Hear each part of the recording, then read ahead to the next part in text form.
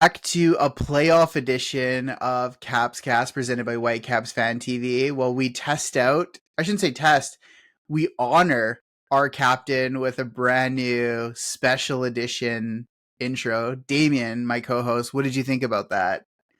Yeah, that was excellent, man. That was recorded live in the stadium after the performance there. That was excellent though. I really enjoyed that. I enjoyed it there. I enjoyed it now listening to it again. There we go. We get to relive. Okay. So, massive result. Um, we put in an absolute shift and even up the series against LAFC by protecting home turf. Yeah, well, just like you say, a massive result, a massive performance from every player on the pitch there. I think it's a bit of a shout that our weakest player, I thought, and it's a weird one to say it because I don't think there was anyone that was overly bad, was probably Stuart Armstrong. He didn't get around the pitch as much as I'd have liked, but he was just there all the time where he needed to be. It's very weird to say somebody who had an okay game was the weakest player, but that's how much of a shift everybody else put in. Like everybody on that pitch really did well. Even one that for me, I've been a little bit of a critic of for the last few weeks in Adekube. Yeah. I think he did really well. Okay. So let's dive straight in. Okay. So like you said, Adekube, I mean, I'll bring up my counter argument in a little bit about who I thought had a weaker game. I think mine's more anybody listening is kind of gonna guess it. Okay. So Vanny, it doesn't revert, but keeps his 4-3-2-1 formation. He comes out with the Christmas tree. And I think both me and you highlighted that the weirdest thing was Bearhalter as a right back. Yeah, seeing that on the team sheet leading into that game, I'd say it was a little bit concerning, really, because it's not his natural position, and you're going up against arguably what would you say, the best left winger in the league, in Bouanga? I would give him. I would say that probably the best At least top left three, winger. right? Yeah, I would say probably top three. Not even probably, for sure top three. I'd say there's an argument for the best winger in the MLS. Okay. So Bearhalter's the biggest surprise. I thought it was a relatively safe team for that position, for that like formation. But I think let's start from the beginning here. So for the team sheets come out, and both me and you were kind of taken back by that. Get to our seats, and BC Place is just full on like rocking. I think Yeah, it was. they took all that extra ticket revenue for the on-field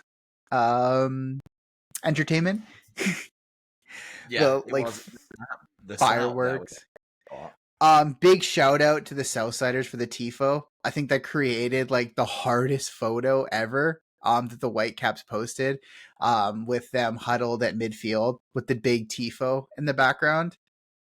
Yeah, that was excellent. I really enjoyed looking at that photo when it came out there on the whole thread of photos that they posted. It was the standout photo for sure. I think that photographer needs a raise. Yeah, absolutely right. So yeah, I think okay. So I think for me, I expected LA to be a lot stronger out of the gate. And really like attack. And I think the early Ryan Gauld goal just completely threw off any sort of momentum that they were maybe starting to generate. Yeah, I think I'd agree with you there. I were expecting the same. I thought LA were going to come out and just try and maybe get that first goal and really punish us in them first like 15 minutes, let's say, and just wrap the tie up. But the way that the Whitecaps started was phenomenal. From the moment the referee blew the whistle, even in the build-up though, when the announcer was doing the countdown to kickoff, the whole stadium was screaming the countdown, and just that energy in there must have been pumping the players so hard. And yeah, from that like first whistle there, the players were just electric. And Every single one of them attacking, defending, everything. And it's funny because I guess in Takeoka's press conference, he was obviously selected as man of the match, which we'll get into. But he actually said that because of the tifo and just seeing that, he actually got a little bit of like shivers, just from like excitement. Yeah, that's it. Yeah, that's nice to hear, right? Like that's nice to hear as fans, like knowing that the things that you do actually mean a lot to the players. And like, not to like point anything out or like really like criticize, but I wish, and I know how much work probably goes into these tifos, but I wish that the Southsiders reused a lot of this, and for like a bit bigger games in our calendar for next year to like do a bit more of these tifos. I think we see like Portland doing um Atlanta, and it's just, I think it's really cool. I think that will come eventually, and I think the better that we do in these playoffs, the more fans it will in turn attract to BC Place, because it's it bothers me a lot that we are in the playoffs here and you hear very little about it on the radio, on the TV, on anything really. Like, if it were the Canucks, they'd be doing the best to pump the whole city up about it. And I think they should be doing the same for the Whitecaps. Like, this is your local team. The local radio stations and things like that should be doing their absolute best to attract as many people to the stadium here, to pump it up, to give it that, like, just build the excitement and just generate a buzz about the game. I think that's a big segue into sports radio giving us a show. I agree. I think I've said this I've been pretty vocal about this the entire season, as I feel that this has been the best marketing that the Whitecaps have done in quite some time. In terms of like maybe targeted social media, targeted ads on buses, if you would call that targeted. Yeah. But I do agree with you too that the Whitecaps are the only and us are the only people pumping this really hard. Yeah. And it is hard in this market of that. You know, Vancouver's predominantly going to be a Canucks market. They're probably, and then whatever's left is going to be split between BC Lions fans, Whitecaps fans, and then that crossover of people that are both Lions fans and a Whitecaps fans, and like maybe like our Canucks fans and Whitecaps fans, or Canucks and Lions fans, but predominantly it's going to be like a Canucks market. Yeah. Yeah, I And suppose so. external radio, like terrestrial radio, like they're going to pump up what sells, and it's probably the Canucks, right? But the Whitecaps themselves have done the best marketing I've seen in recent years.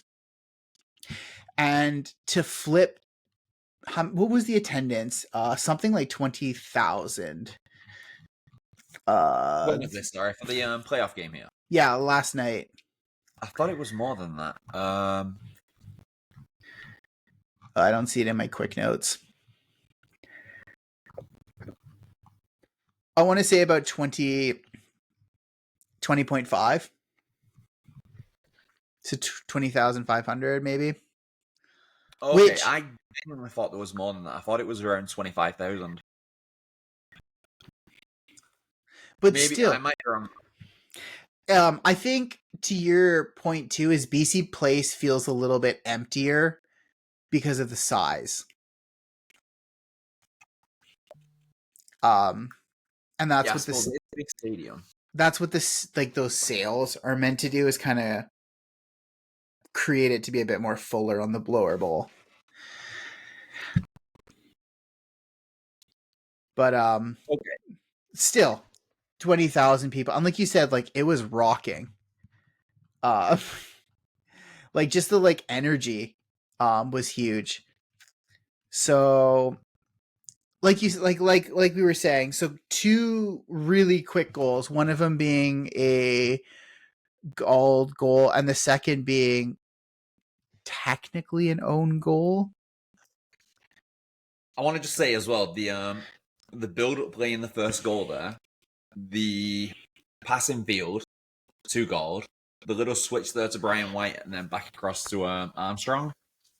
It was very, very like pleasing on the eye. That Yeah. little bit of build up play, it was very very easy to watch. I think when the team are playing like this, there honestly isn't any team in the MLS that we couldn't beat. This is the team that we were expecting in this whole run in. Yeah. Like, where was this team?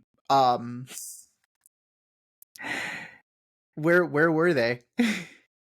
That's the thing, right? We if this team, well, I suppose as well, you've got to take into consideration Armstrong had just come into the squad.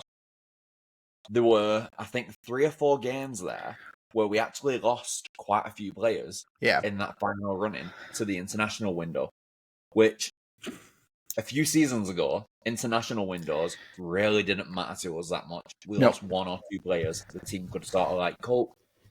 The results were generally the same.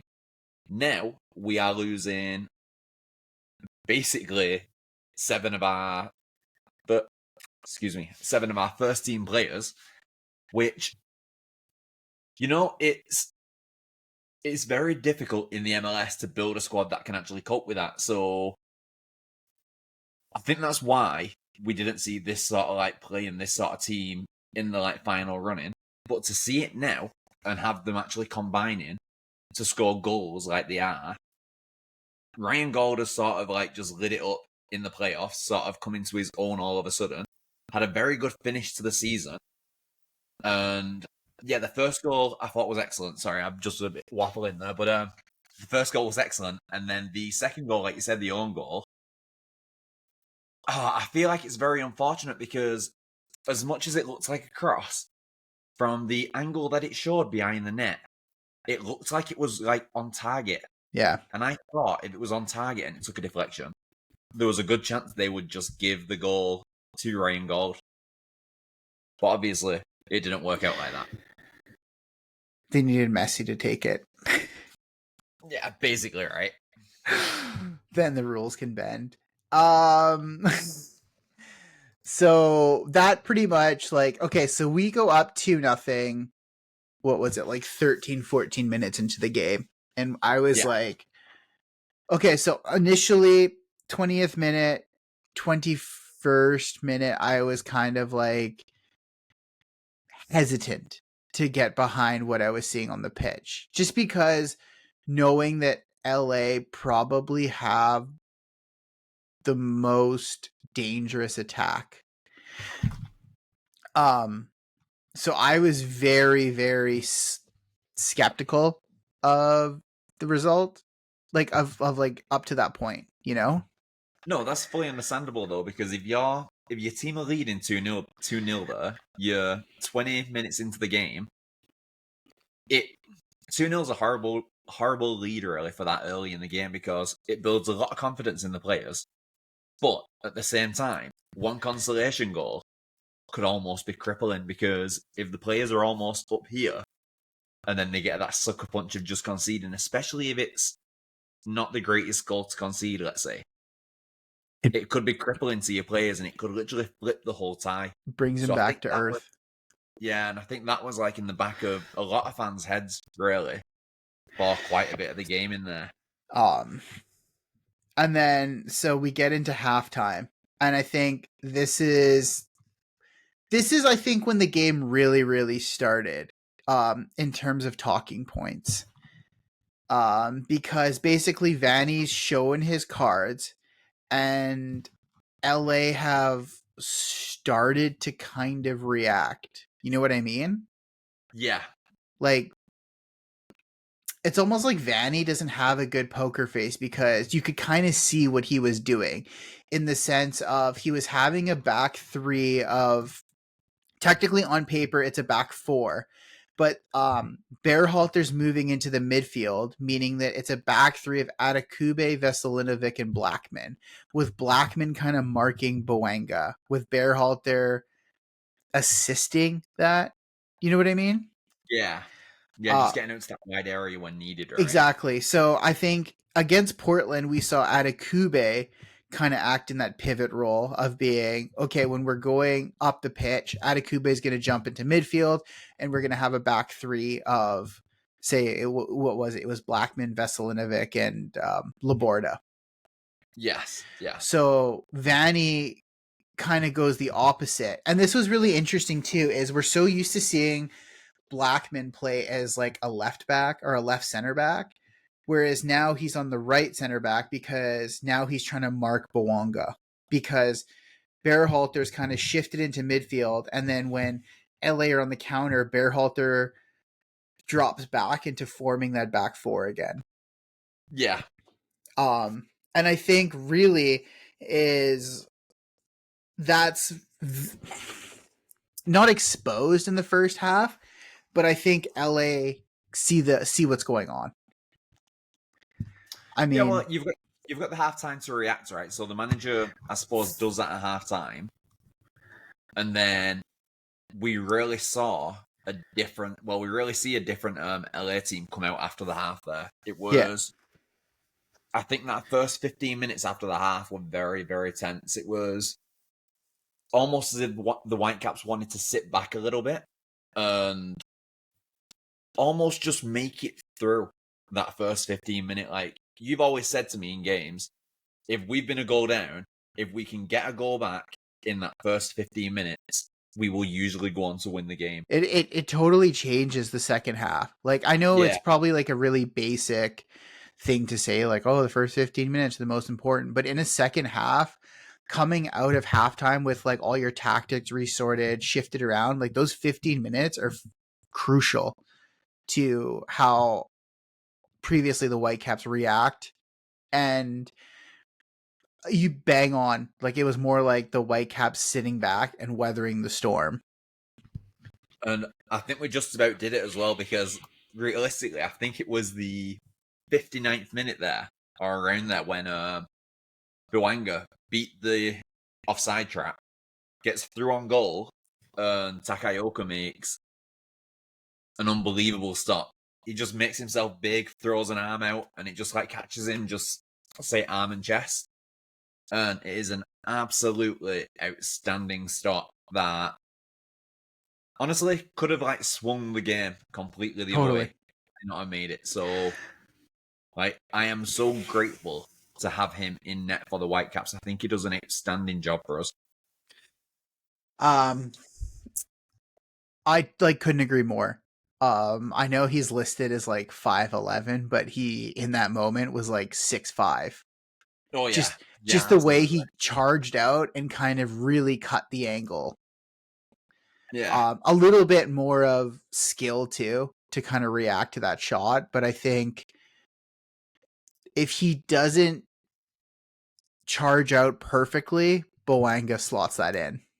Oh yeah, absolutely. I Then agree. he runs, does his backflip, and we're sitting there like, oh shit, here we go. Our front flip, Yeah. whatever the fuck he does. Okay, so this gets into like my biggest talking point that I had. 50th minute, Ali Ahmed decides that he's not playing football anymore, but playing rugby. Gets completely caught, basically with his pants down, hand in the cookie jar, whatever you want to call it, and just rugby tackles the midfielder. Um, and I think at that moment is when I started to kind of look back on all the mistakes he had been making in the game. And I know the ratings for the match ratings give him a 7.2, but like I don't know which match they were watching. Yeah, you know what? Actually, I when we started this, I said that I thought Armstrong was our weakest player, and You know what? I think Armstrong was just a little bit quiet. Not the weakest player. He might have just had a little bit of a quiet game because now that you've said this, Ali Ahmed, I do think he had a pretty poor game overall. The yellow card that he conceded there was honestly, like you said, one of the worst yellow cards I've ever seen conceded on a football field. The fact that he wraps his arms around this guy and just drags him to the floor, like, I did not know what he was doing. I don't And think like he knew what he was doing, in all honesty. maybe he's caught in transition and trips, arms go out, trying to maybe catch balance. I don't know. I feel Ali Ahmed just didn't have like a great first half and kind of the issues compounded. Um, as for the, saying Armstrong had a quiet game, I think that's Armstrong's game. I think he's going to be a quiet midfielder that just does the work and sorts out the attackers, you know? Yeah, I think that's going to kind of be his game going forward, and that we should recognize that as Whitecaps fans and not expect him to have multiple goal performances. If he's going to score, it's going to be rare, but he's going to be like a Cubas type player, not defensively, but offensively. yeah, yeah. You might be right there, actually, Matt. I think that, yeah, what you said there is pretty bang on. I'm like Um, leveraging that I think, okay, as good of a game as Ryan Gauld had, I think the unsung hero is Cubas. Man, Cubas was excellent, and I'll be honest, prior to the game here, I put a little bet on a cheeky bet, and my bet when the game would have more than 2.5 goals, Vancouver would win, Ryan Gauld would score, and it was just one of them games leading into it where I thought there's going to be a lot of action in the middle of the pitch, and Cubas, he's not been in the greatest form over the last few games. I genuinely thought this little guy was going to get booked, but instead, he put in arguably the performance of the season, I thought. He broke everything up in the middle of the pitch. Nothing got by him. He was making last minute tackles. I thought it was sensational. Like, he played that position of a defensive midfielder perfectly. Yeah, I thought it was just excellent. And I think that's going to be kind of his thing, is that he's going to be these like quiet type midfielders, is that they're going to kind of put in the grunt work, but we're going to like grind results. They're just might not going to be flashy. Yeah. No, But I agree with that. arguably, like, I do think um Ryan Gauld probably had probably the performance of the match. I do think Takaoka was deserving of man of the match, but I also think there's a very, very, very, very, very strong case for Gauld. Yeah, me too. At the moment for Ryan Gauld, I genuinely feel that anything that he does on a football pitch just seems to work. I think he's going through, I don't even know what to call it, like a golden patch, you could say. Honestly, like a golden A patch, let's say. golden Like, patch. anything he touches legit turns to gold. Like, And it is incredible. I think this is the biggest mistake the Whitecaps have made marketing wise. Is last night they were saying, "Oh, strike gold." It should be strike Gauld. Yeah. But maybe then again, maybe is that something from his camp where he doesn't want that angle Just like, to be hey thrown out guys, because shut this didn't down. say something about the Goldfather being a dead one, that he wasn't overly keen on it. Yeah, whatever.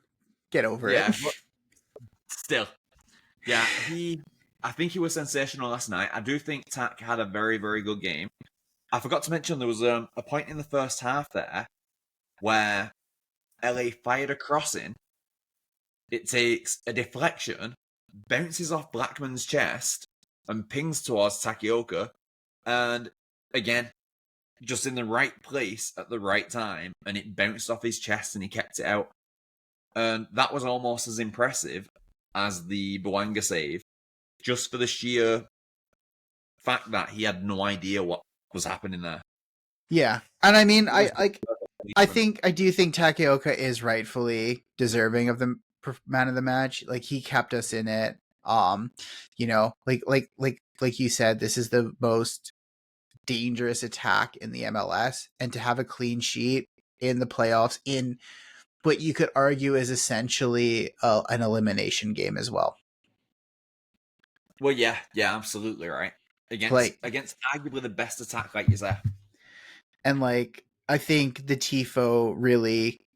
I'm just gonna kind of grab it what it actually said, because I think it really embodied what happened last night. That give your all for the badge, and we'll give our all for you. That was the exact performance that our Caps came out with. Man, you know what? I don't know. I don't know how it'll sound if I play this off my phone. There was something that I found. I think it was on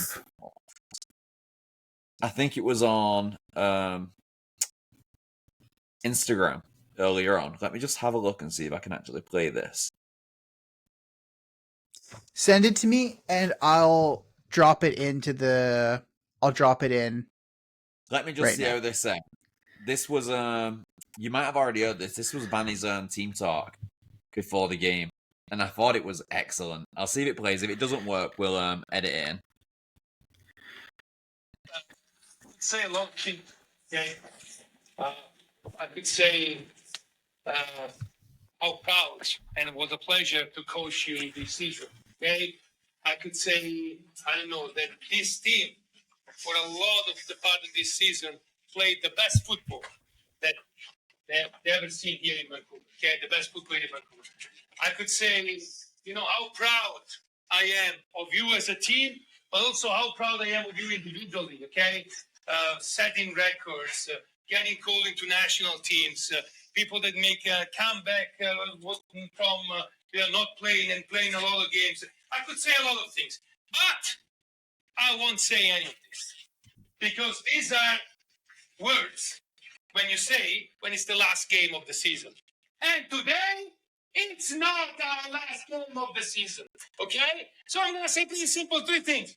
Work your ass off, help each other, play together, and win. Andiamo, vinciamo e venerdì a Los Angeles. Like, how incredible is that? Like, if that's your team talk going out onto that pitch and your manager has just lit you up with that, you are going onto that pitch to give it your all. Then you Man, I'm ready behind you. I'm ready to run through that door.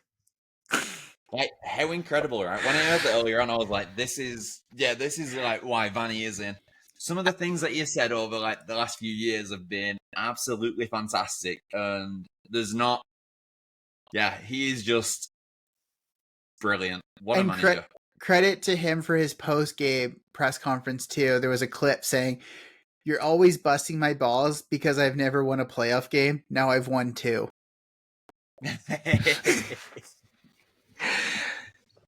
So I don't know. I think there's a lot of people in the camp maybe last month that are like Vanny out. Tactically, we're weak. But I think sorry? We briefly discussed it on here, like that we might even touch on the subject in the off season though.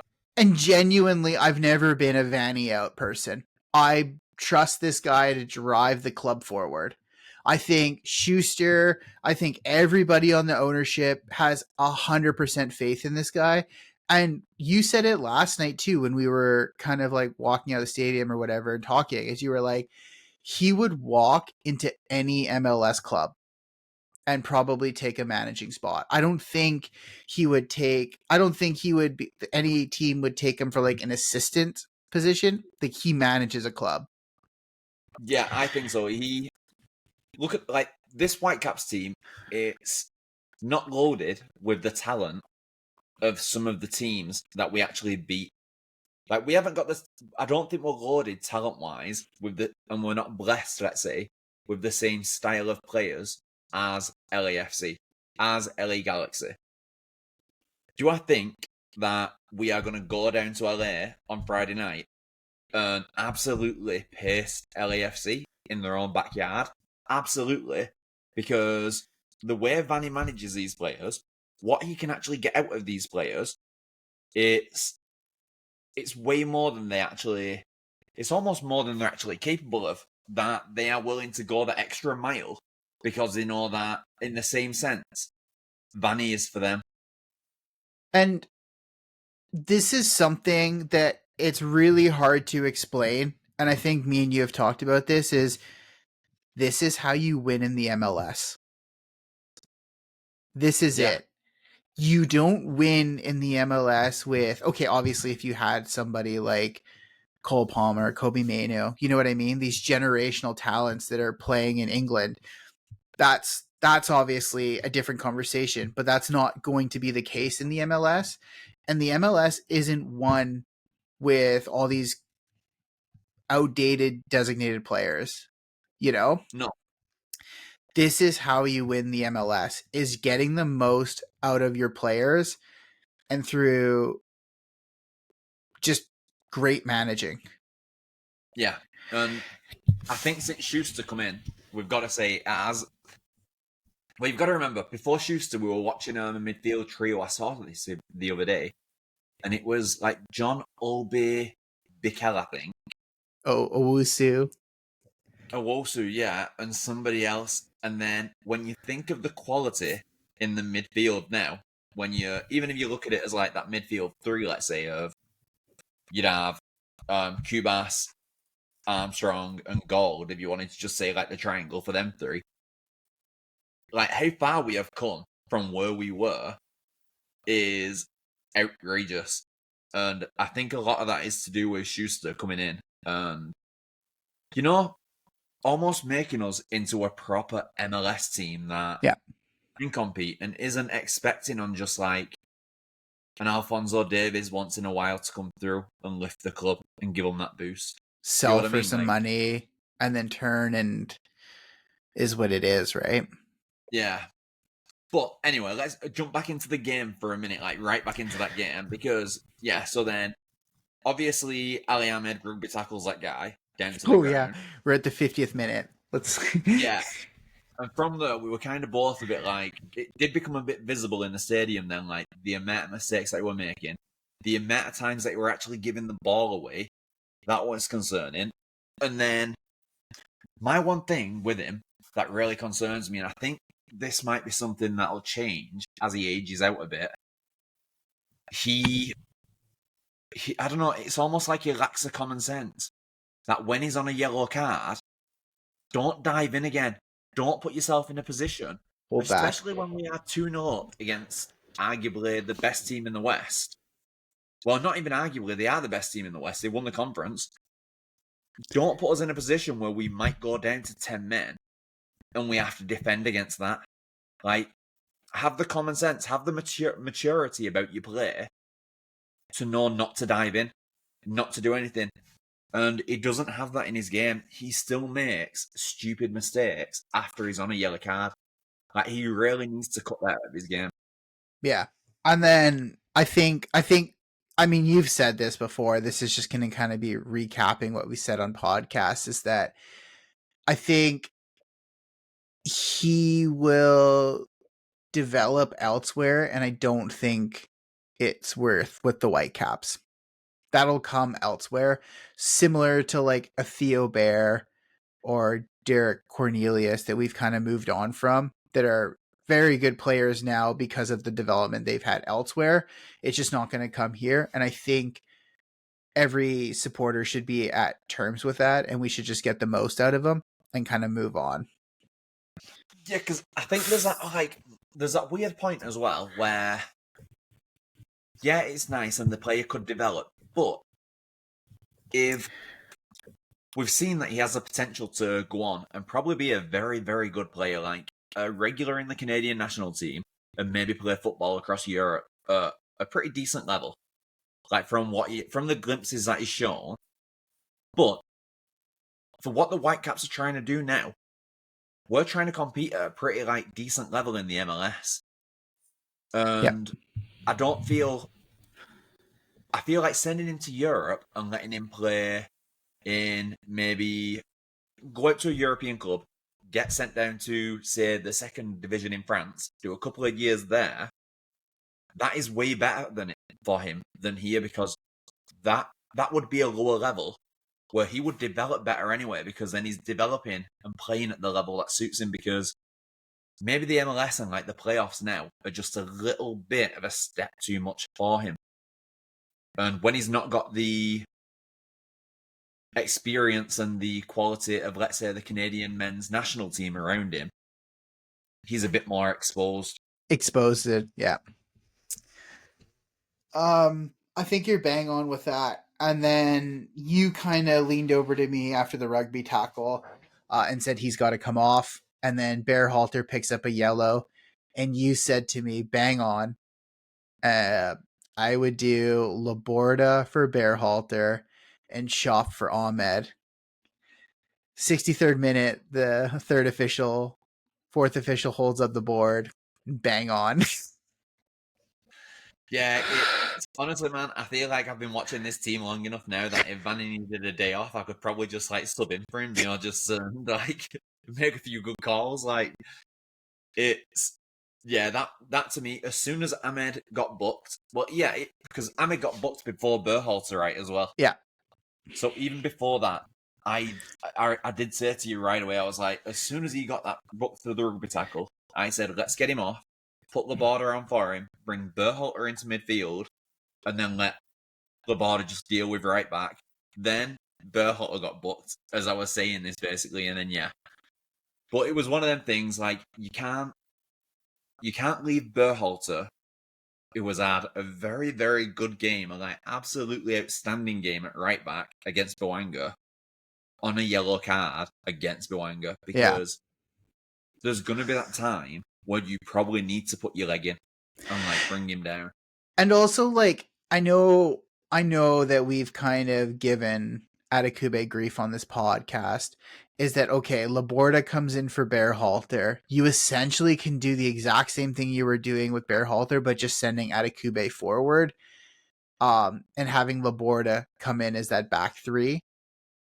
So I think that sub was just kind of perfect. I know Vanny's subs are very critical. We can be very critical of his subs, but he played it very, very safe there and did exactly what he needed to do. He didn't leave anybody on that should have been left off, like who should have come off. He let. One thing I do want to say is he did let Armstrong get a proper run in. He gets 81 minutes, which I don't think we have seen him play that much. Maybe he was in an injury, like whatever. Yeah, it's like we said, right? He's just getting his match fitness there. I honestly think Armstrong was more kind of bought for the playoffs this year, but is more of a next year player. Yeah. And he'll have a bit of time to bed into the team and actually develop with the squad. And I really do think that, going into the next year, he's going to be quite the player. I think he's going to be a key player. The team got, okay, so Vanny makes the subs. LA does a triple sub. Very, very heavy offensively. So they bring Giroux off. They bring who else? They brought off their. I'm just trying to see because Segura comes off. Giroux comes off. Chanot, who was their center back, and then Tillman, who's a midfielder. So they take off. They do a triple sub. Surprisingly, Giroux comes off. I don't think Giroux is fit what's been going on with LAFC. After the game, what I kind of did is I went and creeped on the LAFC official Instagram comments. Oh yeah. Fans are very, very, very pissed off with Giroux. One thing that I did find kind of interesting is like how much they were taking the piss out of Bouanga in the comments, just being like, oh, ball hog Bouanga, things like that. I can't really speak on to like what this LAFC team has going on. But I definitely think there might be an over-reliance on Bouanga based off of like the comments on their Instagram page. Which, is hard fucking not to Oliver at best. yeah. And that, like, I mean, that me saying this is like completely shot in the dark and also good for nothing, you know? Yeah. But I mean, in two games that we've seen Giroud in BC Place, like he's just been like a non-factor. Yeah, I don't know. I think the amount of money that they must be paying him, and I know he's a DP, so it doesn't go against like the salary cap or anything, but still, the amount of money that they must be paying him for him to come in and like, you know what? You've got to look at it like Suarez, because Suarez has come in. I honestly don't like Luis Suarez. I never have. But the fact that after every game he has to go and get his knee drained to play for that club, and he's still producing goals, still producing assists week in, week out. I think that's a sort of like level of impact that LA was sort of hoping for with Giroud.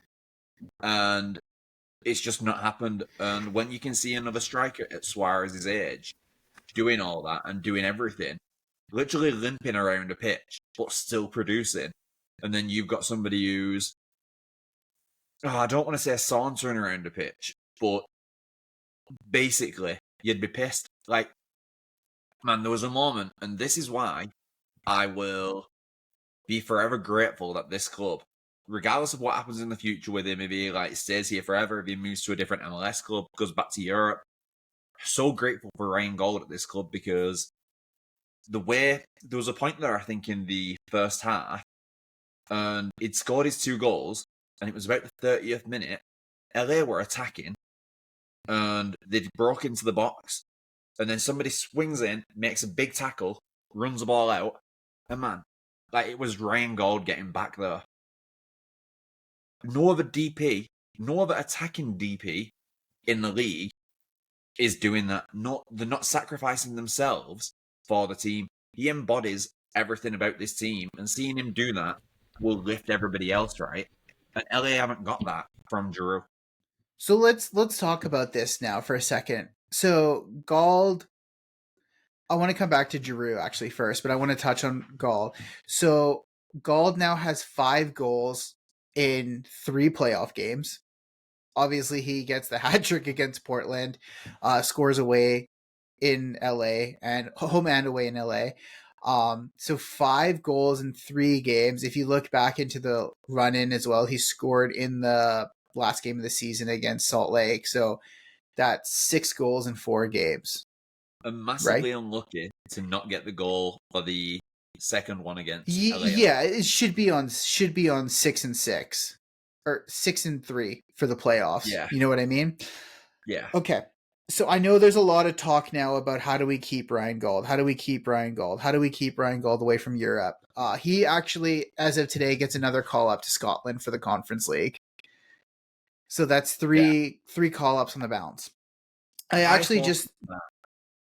I just want to say, I hope he starts for them. I hope they give him a start for Scotland based on how good he's been for Vancouver recently. I hope they'll let him start again for Scotland, because he's been brought on at about the 70th minute every game that he's played. And I just hope to see him start. But carry on, sorry. The article that was published a couple months ago, it did say how he was loving life in Vancouver, things like that, right? Yeah. I think Ryan Gauld has completely turned the leaf on his career and realizes, or maybe is now coming into his own, that he is going to now be the face of the Vancouver Whitecaps. That's it. There's no argument. I'm not hearing it. There's no other player in our squad that would you associate better than Ryan Gauld on and off the pitch. Right? Yeah. With Vanny obviously being the nutcase that he is, which I love. Like, I'm the biggest fan of Moreno, which is the ultimate nutcase. So it just shows you what I love in a manager. Not only do I feel that Ryan Gauld will be the face of the Vancouver Whitecaps, which he already is, I feel he's going to be a representative of the MLS. I No, I'd think agree with that.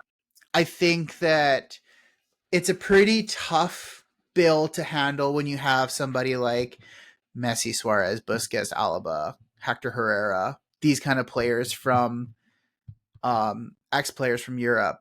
But it's like I feel that next year the MLS as a marketing tool are gonna use Ryan Gauld to be a representative of the league because of how well he's been playing. Same thing they do with Boanga last year when he won the Golden Boot. Same thing they did with like Benteke, who won the Golden Boot this year. But I think next year's marketing is going, and now he's going to be the face of the Whitecaps and a representative of the MLS. Yeah, and I honestly, he signed until 27, right? Yeah. End of 27.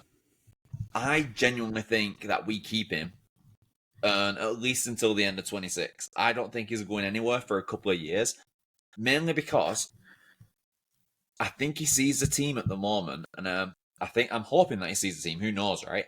But I'm hoping that he sees the team the same way that like we do, as this at the moment looks like a project that is slowly being built to challenge at the top. Yeah. And the way that they're actually working it, the players, I've never seen them be so effective with getting rid of like the deadwood. And I hate to say it because I feel bad about saying that, but like Louis Martins, he was making the odd appearance and things, but he was nowhere near the level of player that we needed at the Caps. He'd been at the Caps for ages, and like remember, he missed the 2 penalties. He missed 2 penalties in one shootout. That would have been enough for me. Like if I were a manager then and he missed 2 penalties in one shootout, it'd have been gone. You'd never see the training pitch again. For like a few years, and yeah, like to see that and to see the level of player being brought in now, and almost like they're building this team around him. I think that makes you want to stay somewhere. I think that bringing Stuart Armstrong in was a huge part of that. Was for Gauld. Yeah, and also to also like kind of parlay into the fact of what I was saying about the face of the Whitecaps is he's now getting his national team call-ups, rightfully so. Whether in the article he said, "Oh, that time has passed" or not, like you're getting them. Yeah. So, and off before we started the podcast, when Davies, I said, "What's he gonna do? Go to like Bayern Munich's like youth team and kind of be lost?" I didn't know that Davies was gonna go on to be the best left back in the Bundesliga. His generation. So I'll take the L on that one. But I don't think he has the same production elsewhere. I think if some big team came back knocking, like we have to remember Ryan Gould's 28 right now, which prime years for like his position, really. Exactly. So it's like, are you going to be the face of the Whitecaps? You're going to captain the team. We're building essentially everything around you. Or are you going to go to a lower tiered European team and kind of get lost? Whereas, this way he is front and center, putting in shifts, playing unbelievable football, also getting his Scottish national team call-ups. And now we could look forward. That too. Obviously, that's a huge part of it. He said that his wife's happy, like a massive part of life, like happy wife, happy life. So like, even when sorry, just to cut you off here one sec, even when he got the hat trick against Portland and he was having his post-match interview and they said to him, "Oh, where are you going to put the ball?" He literally looked at the woman and went, "Wherever Cat tells me." Like, if she's happy and enjoys Vancouver, I guarantee he will stay. Like that. It sounds like just a regular guy that's kind of like, keep her happy.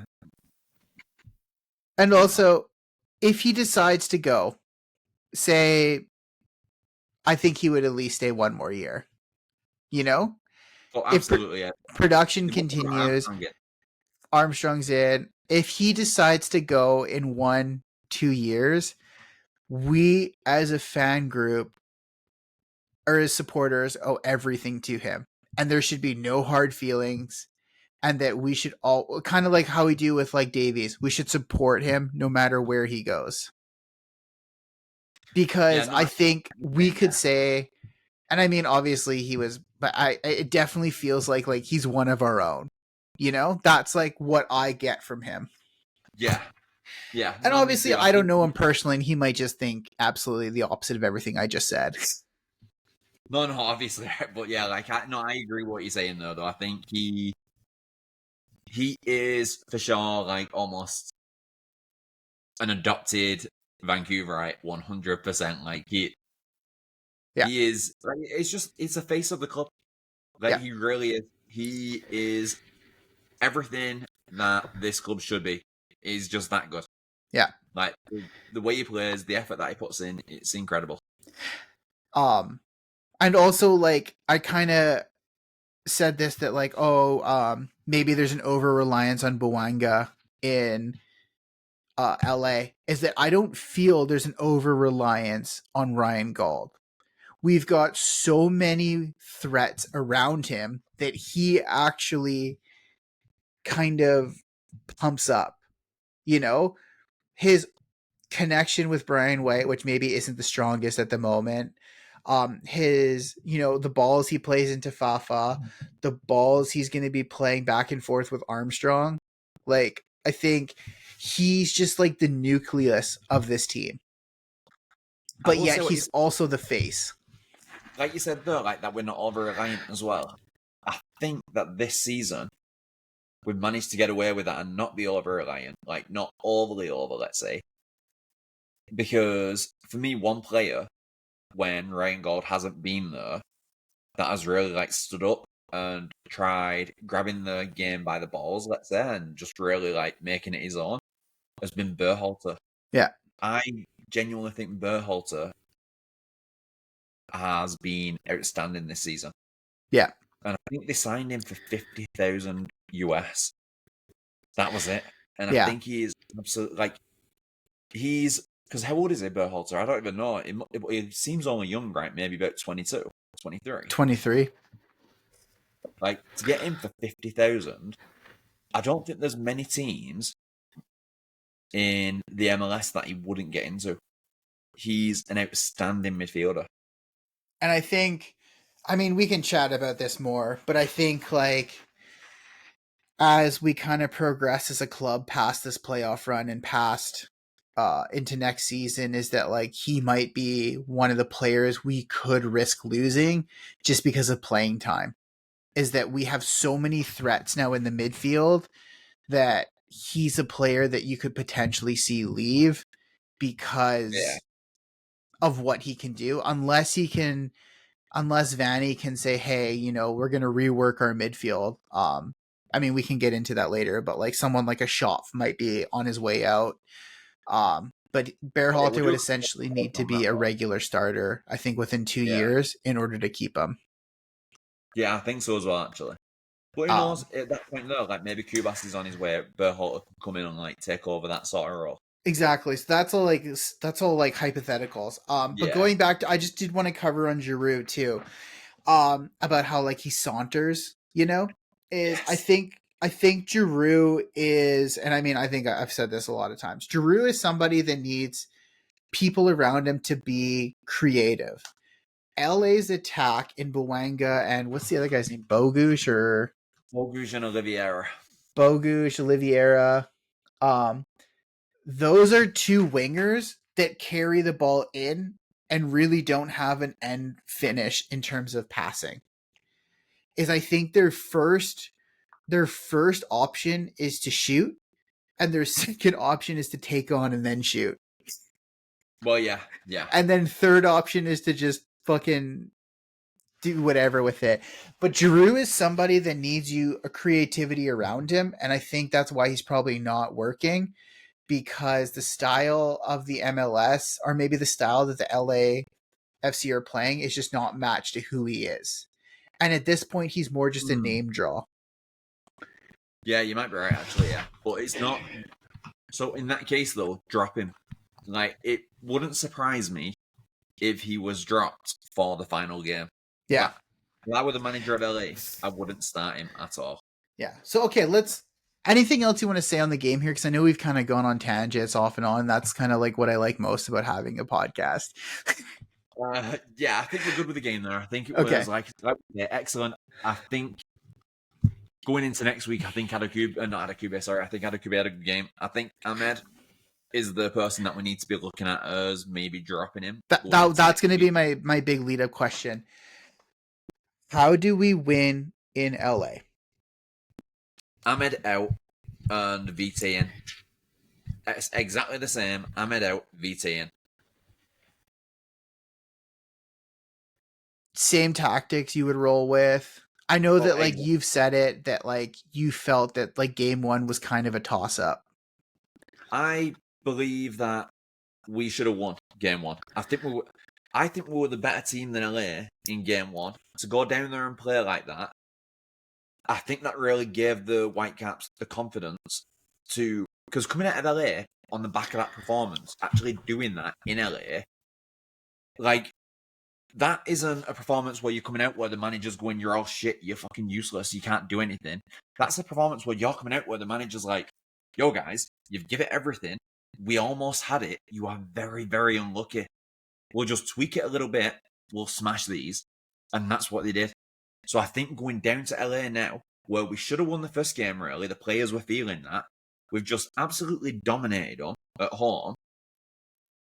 Man, I have honestly, and I know it might come back to bite me in the ass, but I'll say it right now, I have not been this confident going to an away game in LA, maybe ever, as a Whitecap fan. I want to try something here.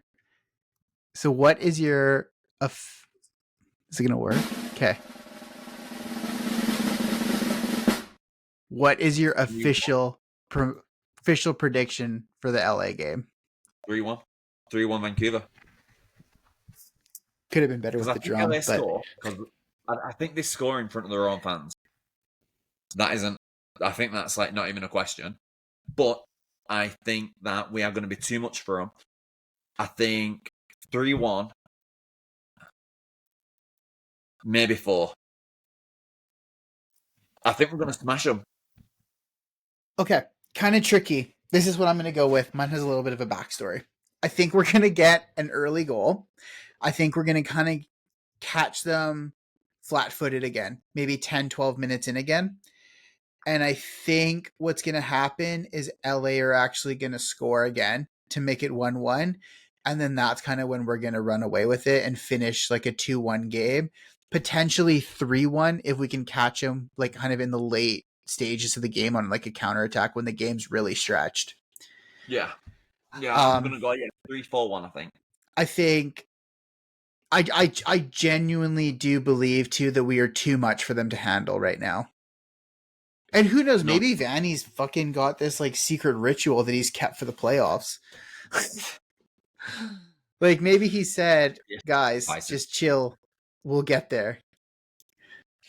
Well, we know he doesn't believe in God, so he's fucking like sacrificing something to something. Okay, interesting too. So, okay, let's fucking go hypotheticals here. So if and when the Whitecaps get through LA, it sets up a, what is it like?